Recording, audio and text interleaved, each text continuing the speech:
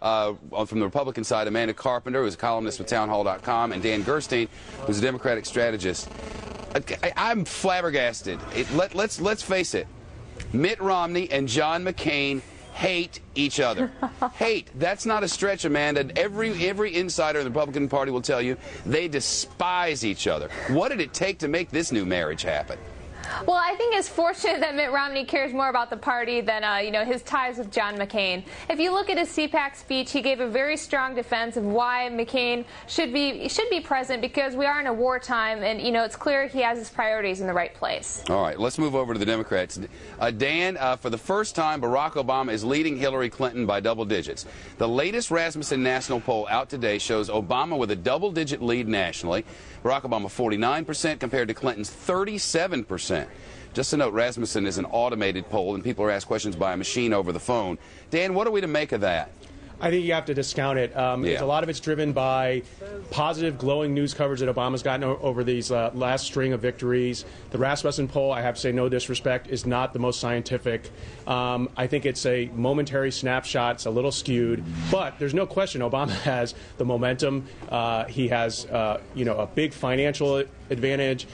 He has an energy advantage. And I think what you're seeing is finally today, I saw excerpts of Hillary Clinton's speech in Ohio, is she's retooling her message. She is finally responding. I was struck in the last several weeks. Well, that's a new leadership in her campaign, isn't it? Yeah. Well, I think that's part of it. But I think they were very slow.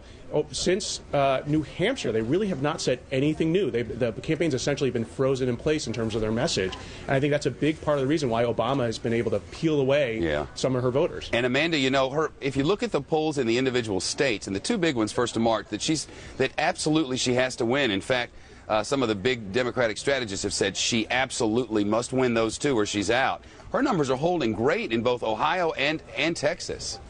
Yeah, she's laid a lot of groundwork there. She's a smart, aggressive campaigner. But right now, she's behind in the polls, and I think it's her inclination to always go negative when she's from behind. And her unfavorables are so high right now, I think that's going to help Obama in the end. Dan, there's always the concern that with win after win after win, there's the Ohio numbers. Put those back up there if you can. They're interesting. She's up by 21 percentage points. But there's always this fear that she's lost 8 in a row. By then it may be, 11 in a row or 10 in a row. And if that's the case, there's always this fear that sort of groupthink will come together and she'll lose some support. How concerned are they? They have to be very concerned about that. And I think they have to also be concerned about the fact that those numbers are a reflection largely about name identification and the fact that the Clinton campaign has been focused on Ohio and Texas while Obama has been focused on winning 8 straight states.